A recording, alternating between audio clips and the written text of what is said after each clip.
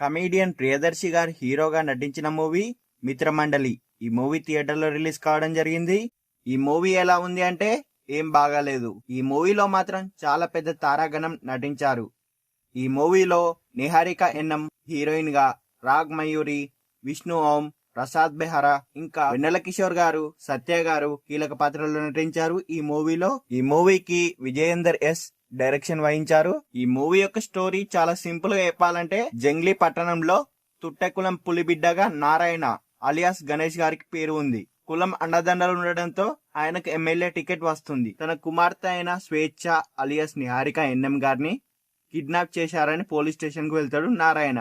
అయితే ఆమె మిస్సింగ్ వెనక ప్రియదర్శి గారు, విష్ణు ఓం, రాగ్ మయూరి, ప్రసాద్ బెహ్రా ఉన్నారని తెలుస్తుంది. అయితే స్వేచ్ఛ ప్రేమను పొందడం కోసం విష్ణు అండ్ రాగ్ మయూరి వెంటబడతారు. అయితే మన హీరో అయిన చైతన్యను అంటే ప్రియదర్శి గారిని ప్రేమిస్తుంది స్వేచ్ఛ. అప్పుడు సాత్విక్, అభి ఏం చేశారు? నిజంగా స్వేచ్ఛను కిడ్నాప్ చేశారా లేదంటే మరొకటి జరిగిందా? అయితే ఈ కేసును సాల్వ్ చేయడంలో వెన్నెల కిషోర్ కు ఇంపార్టెంట్ క్యారెక్టర్ అయిన సత్య గారు ఎలా హెల్ప్ చేశారు? చివరికి ఏమైందనే తెలియాలంటే మనం మూవీ చూడాల్సిందే.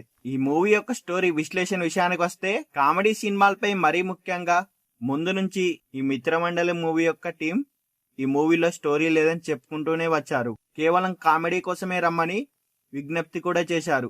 మరి సినిమా ఎలా ఉందంటే ఏం లేదు. ఈ మిత్రమండలి మూవీలో కూడా స్టోరీ గురించి డిస్కస్ చేయడానికి కూడా ఏం లేదు. సింపుల్ లైన్ తీసుకొని చేశారు. ప్రేమించిన అబ్బాయి దగ్గరికి కుల రాజకీయ నాయకుని కుమార్తె వెళ్తుంది. అయితే ఆమె ఆచూకీ తెలుసుకోవడం కోసం తండ్రి పోలీసులు ఏం చేశారు అన్నది ఈ మూవీ యొక్క స్టోరీ.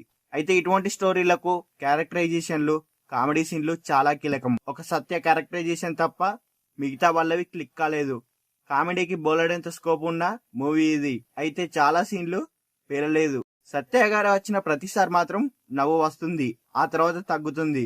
తర్వాత వెన్నెల కిషోర్ గారి సీన్స్ పర్వాలేదు. ప్రియదర్శి గారు, రాగ్ మయూరి, విష్ణు ఓం, ప్రసాద్ బెహ్రా మంచి ఆర్టిస్టులు. నార్మల్ సీన్ అయినా సరైన తనదైన కామెడీ టైమింగ్ అండ్ నటనతో నిలబెట్టగలరు. అయితే ఇన్స్టాగ్రామ్ రీల్స్ లో అందరినీ నవ్వించిన నిహారిక ఎన్ఎం సైతం బొమ్మలా నిలబడింది తప్ప కాస్త కూడా నవ్వించలేదు. కామెడీ క్లిక్ అయితే జాతిరత్నాల తరహాలో అందరినీ నవ్వించే సినిమాగా మిత్రమండలి మారేది. కానీ ఆ కామెడీ అనేది క్లిక్ కాకపోవడం వల్ల బోర్ కొట్టేస్తుంది. కేవలం పాటలుగా కొన్ని సీన్లు మాత్రమే నవ్విస్తాయి.